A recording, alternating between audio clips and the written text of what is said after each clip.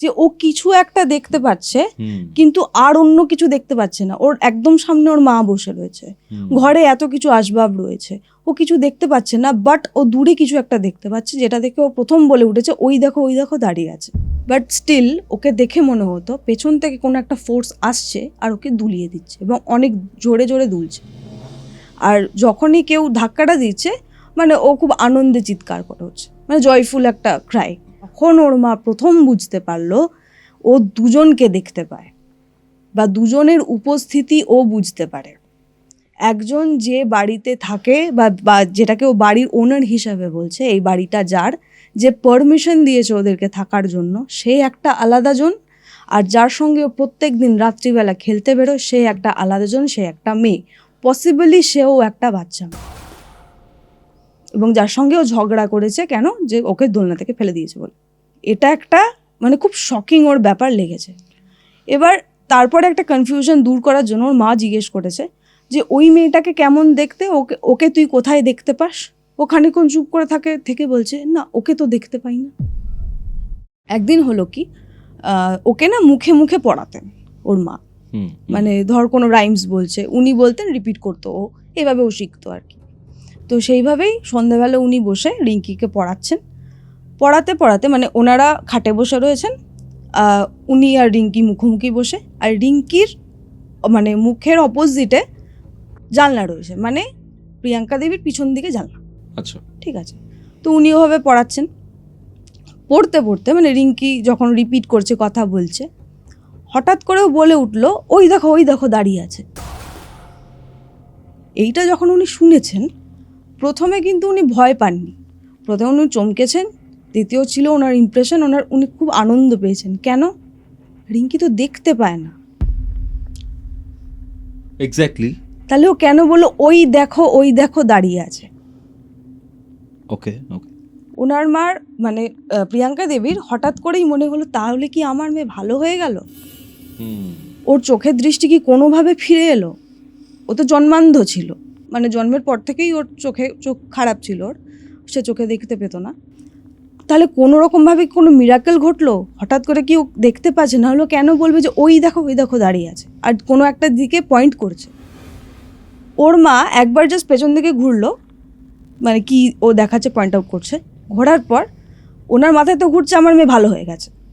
উনি খুব এক্সাইটেডলি ওর মাইকে জিজ্ঞেস করলেন যে বাবু তুই দেখতে পাচ্ছিস, তুই আমাকে দেখতে পাচ্ছিস, এই দেখ আমি মা, এরকম করে দেখাচ্ছে। ও না চুপ করে গেল। চুপ করে গিয়ে এবার ও যেহেতু দেখতে পায় না বলে ও তো ডিরেক্ট আই কন্ট্যাক্ট করতে পারে না, ও মুখটা মায়ের দিকে ঘোরালো, চোখটা হয়তো অন্যদিকে রয়েছে। ও আবার এরকম হাত দিয়ে মায়ের মুখটা স্পর্শ করছে আর বলছেন না তোমাকে তো দেখতে পাচ্ছি। ওকে, এটা খুব উইয়ার্ড।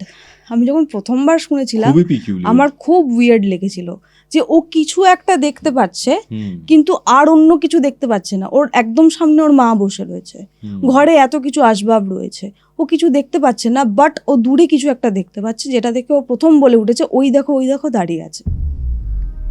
ওর মায়ের বারবার জিজ্ঞেস করছে তুই আমাকে দেখতে পাচ্ছিস না, এ দেখ এখানে বই রয়েছে, এখানে এই রয়েছে। ওর মা তো বারবার চাইছে যে মানে দেখতে পাকো, মানে ওনার মধ্যে যে একটা আশা জেগে উঠেছে সেটা সত্যি হয়ে যাক। কিন্তু ও যখন বারবার জিজ্ঞেস করছে মেয়েকে যে দেখতে পাচ্ছিস, এটা দেখতে পাচ্ছিস, ওটা দেখতে পাচ্ছিস, ও কিছু দেখতে পাচ্ছে না। ও বলছে কি না আমি ওইখানে দেখতে পাচ্ছি একজন দাঁড়িয়ে আছে। কোথায়? না ওর যে অপোজিটে জানলাটা ছিল, মানে প্রিয়াঙ্কা দেবীর পেছন দিকে যে জানলাটা, সেই জানলার বাইরে কেউ একটা দাঁড়িয়ে রয়েছে, ও সেই জিনিসটাকে দেখতে পাচ্ছে। এবার ওকে জিজ্ঞেস করেছে তুই কাকে দেখতে পাচ্ছিস বা কি দেখতে পাচ্ছিস, ওকে জিজ্ঞেস করেছে। এবার একটা মেয়ে যে জন্ম থেকে কখনো কিচ্ছু দেখেনি, মানুষ পশু পাখি গাছপালাও কোনোদিন কিচ্ছু দেখেনি, ও কিভাবে বর্ণনা করবে যে ও কি দেখছে? ও বলছে খালি একজন দাঁড়িয়ে আছে। এবার আমরা কি বলি যে লম্বা না বেটে, কালো না ফর্সা, কীরকম তার অবয়ব, আমরা বর্ণনা করতে পারবো কেন? কারণ আমরা দেখে অভ্যস্ত, কোনটাকে কি বলে, কোন বৈশিষ্ট্যটাকে কি বলে সেটা আমরা জানি, সেজন্য বর্ণনা করতে পারি। এবার ও তো জানেই না ব্যাপারগুলো, সেই কারণে বর্ণনা করতে পারছে না, ও খালি বলতে পারছে আমি একজনকে দেখতে পাচ্ছি। এই জিনিসটা ওই দিন থেকে শুরু হলো। প্রথম দিন দেখলো কি জানলার বাইরে অনেকটা দূরে কেউ একটা দাঁড়িয়ে রয়েছে। এবার কেউ একটা সিন কি আমি আস্তে আস্তে বলব। এই জিনিসটা হলো, হওয়ার পর এবার কি হলো, মাঝে মাঝে ওরকম দেখতে পেত আর বলতো ওই যে দাঁড়িয়ে রয়েছে, ওই যে কাছে আসছে। একদিন দুদিন যখন ও বলতো, খালি বলতো ওই যে দাঁড়িয়ে রয়েছে দূরে, দূরে পয়েন্ট আউট করতো।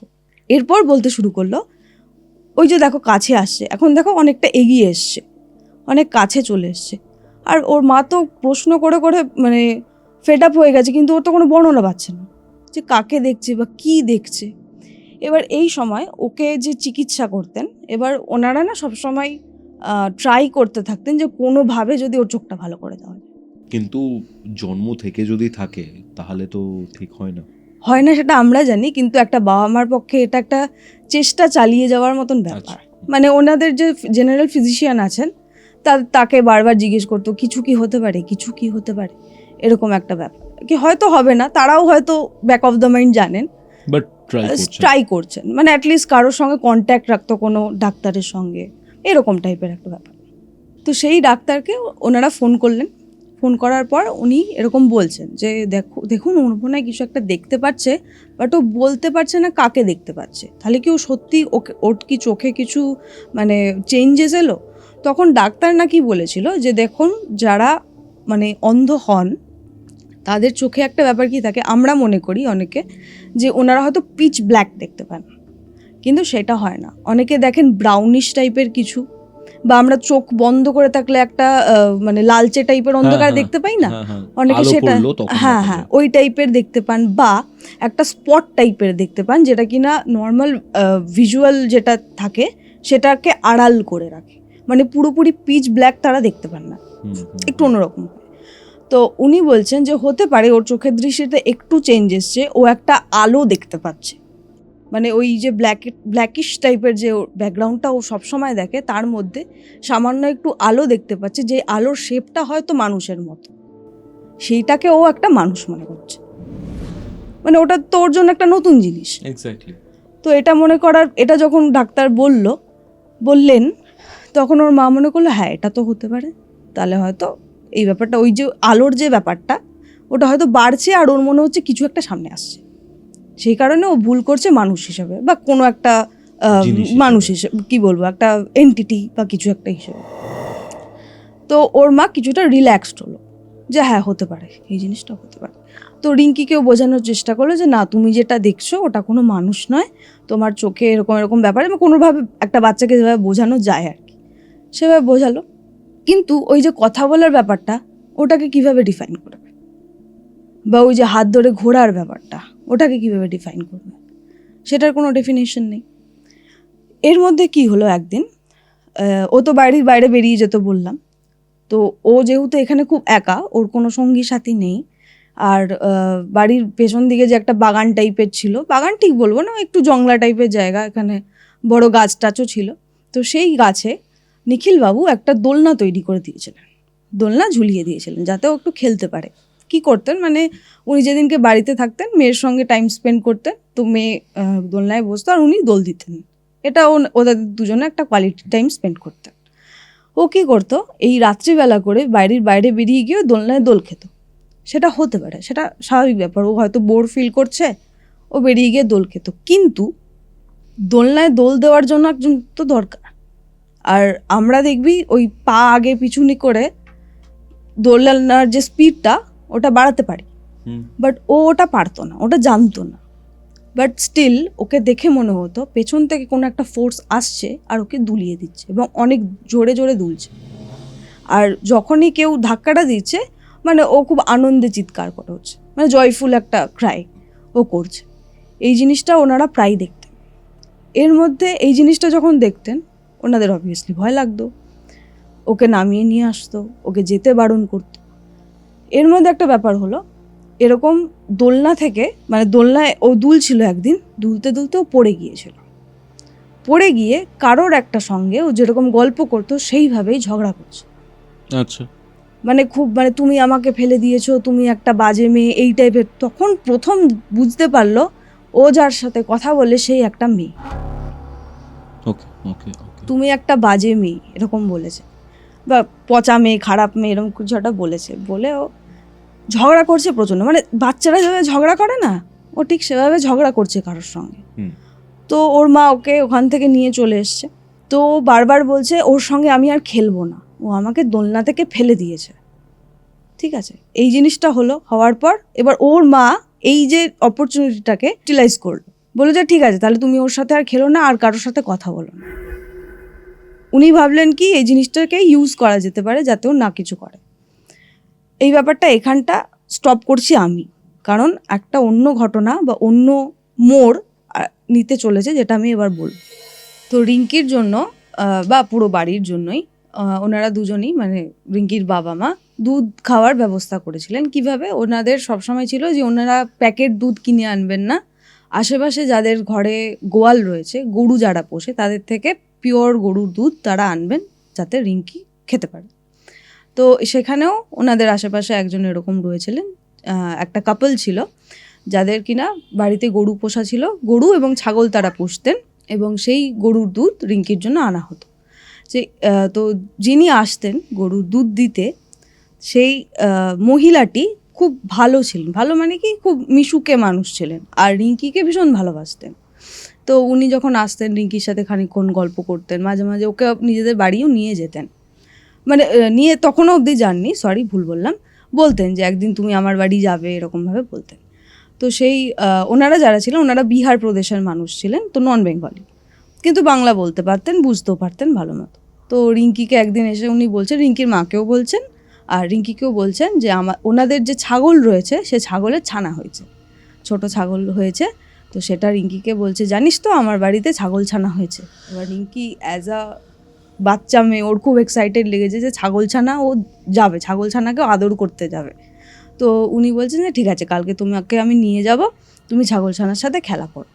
ও খুব এক্সাইটেড হয়ে গেছে, ছাগল ছানার সঙ্গে খেলেওছে, খেলে টেলেও বাড়ি চলে এসছে। বাড়ি এসে মাকে বলছে যে হ্যাঁ আমি ছাগল ছানার সঙ্গে খেলেছি, এরকম আমার খুব ভালো লেগেছে, ছোট্ট ছানা, আমি এ নিয়ে আদর করেছি, কোলে তুলেছি, এরকম করে আদর মানে কথা হচ্ছে। বলার পর থেকে ওর একটা অদ্ভুত টেন্ডেন্সি শুরু হলো। কী টেন্ডেন্সি? আগেই বলেছি, ও যার সাথে কথা বলতো তার হাত ধরে কথা বলতো, এবং কাউকে চেনার জন্য তার মুখ স্পর্শ করতো হাত দিয়ে। ও এটা করছে, তার সঙ্গে সঙ্গে প্রত্যেকের না মাথায় হাত দিয়ে কিছু একটা খুঁজছে। ওর বাবার মাথায় হাত দিয়েও খুঁজছে, মায়ের মাথায় হাত দিয়েও খুঁজছে, আর যারা মোটামুটি ওর চেনাশোনা সার্কেলের মধ্যে পড়ছে প্রত্যেকের না মাথায় হাত দিচ্ছ, মাথায় হাত দিয়ে কিছু একটা খুঁজছে। তো ওকে জিজ্ঞেস করা হচ্ছে যে তুই মাথায় কেন হাত দিচ্ছিস, আমাদের কি খুঁজছিস তুই? বলছে তোমাদের মাথায় ওটা নেই, ওটা। বলছে কি নেই? আরে সিং নেই তোমার মাথায়। বলছে সিং কী জিনিস? বলছে এই যে এখানে মাথায় যে শক্ত মতো থাকে, ওই জিনিসটা তোমাদের মাথায় নেই। তো বলছে কেন আমার মাথায় কেন সিং থাকবে, আমি কি ছাগল? আমরা তো মানুষ। মানে এবার ওকে জিজ্ঞেস করছে তুই এটা কোথা থেকে জানলি? তো বলছে ওই যে আমি ছাগল ছানা আদর করতে গেছিলাম, তো মা ছাগলটা যে ছিল ওর মাথায় সিং ছিল। আচ্ছা, ঠিক আছে, ও ছাগল ছানাকে আদর করেছে, মা ছাগলকে আদর করেছে, এবার ছাগলের মাথায় শিং আছে। ও যখন মানে ওই জিনিসটা স্পর্শ পেয়েছে শক্ত মতো, তো সেই যে গোয়ালিনী যিনি, তো তাকে জিজ্ঞেস করেছে যে এটা কি ওর মাথায়। এবার উনি যেহেতু বিহার প্রদেশের মানুষ, ওনারা হিন্দিতে কথা বলেন, তো ওরা শিংকে কি বলে, সিং বলে। তো বলেছে এটা সিং, তো ওটাই শিখেছে, ও শিং শেখেনি, ও সিং শিখেছে, ভালো কথা। ও বাড়িতে এসে সবার মাথায় হাত দিয়ে সিং খুঁজছে। এবার ওর মা হাসছে, বলছে আরে ওটা তো পশুদের মাথায় থাকে, আমরা তো মানুষ, আমাদের মাথায় সিং থাকে না বা শিং থাকে না, ওটাও এটা বোঝাচ্ছে। ও খানিকক্ষণ চুপ করে রয়েছে। এবার বাচ্চা মানুষ তো, ও তো শিখছে ব্যাপারগুলো যে কে কীরকম হয় বা কিছু। খানিকক্ষণ চুপ করে থাকার পর ও বলছে এই বাড়িটা যার, তাহলে তার মাথায় কেন সিং আছে? এই জিনিসটাও বলেছে। ওকে। মা বলছে এই বাড়িটা কার? এই বাড়িটা তো আমাদের, এখানে তো আমরা থাকি, হ্যাঁ, এ বাড়িটা আমাদের। তো বলছে না না না, এখানে মানে যারা আমাদের থাকতে দিয়েছে তার মাথায় সিং আছে, আমি দেখেছি, এরকম শক্ত জিনিস ওর মাথায় আছে, তোমাদের মাথায় নেই কেন? আমার মাথায় নেই কেন? মা ছাগলের মাথায় আছে, আমাদের মাথায় নেই কেন? ও কনফিউজড, অ্যাজ এ চাইল্ড, একটা বাচ্চার হিসেবে ও খুব কনফিউজড। এবার ওর মাও কনফিউজড কেন, যে ও যাকে দেখতে পাচ্ছে তার মাথায় শিং আছে। এবার ওর কি ভাবছে, ওর যে ইমাজিনারি ফ্রেন্ড, যে মানে যাকে ও মেয়েটা হিসেবে পয়েন্ট আউট করেছিল, যে মেয়েটার সাথে আমি কথা বলবো না, মেয়েটা বাজে, আমাকে দোলনা থেকে ফেলে দিয়েছে, তার মাথায় শিং কী করে এলো? ঠিক আছে, এবার ও বলছে যে তোর যে যাকে তুই বন্ধু বলিস, যে তোকে দোলনা থেকে ফেলে দিয়েছিল, তার মাথায় কি শিং আছে? ওর মা জিজ্ঞেস করেছে। বলছে না না না, ও তো আমার সঙ্গে খেলতে আসে, এই বাড়িটা যার, তার মাথায় শিং আছে। আরও একজন আছে? এক্স্যাক্টলি। তখন ওর মা প্রথম বুঝতে পারলো ও দুজনকে দেখতে পায়, বা দুজনের উপস্থিতি ও বুঝতে পারে। একজন যে বাড়িতে থাকে, বা যেটাকে ও বাড়ির ওনার হিসাবে বলছে, এই বাড়িটা যার, যে পারমিশন দিয়েছে ওদেরকে থাকার জন্য, সে একটা আলাদা জন। আর যার সঙ্গে ও প্রত্যেক দিন রাত্রিবেলা খেলতে বেরোয়, সে একটা আলাদা জন, সে একটা মেয়ে, পসিবলি সেও একটা বাচ্চা মেয়ে। এবং যার সঙ্গে ও ঝগড়া করেছে কেন, যে ওকে দোলনা থেকে ফেলে দিয়েছে বলে। এটা একটা মানে খুব শকিং ওর ব্যাপার লেগেছে। এবার তারপরে একটা কনফিউশন দূর করার জন্য ওর মা জিজ্ঞেস করেছে যে ওই মেয়েটাকে কেমন দেখতে, ওকে তুই কোথায় দেখতে পাস? ও খানিকক্ষণ চুপ করে থেকে বলছে, না ওকে তো দেখতে পাই না।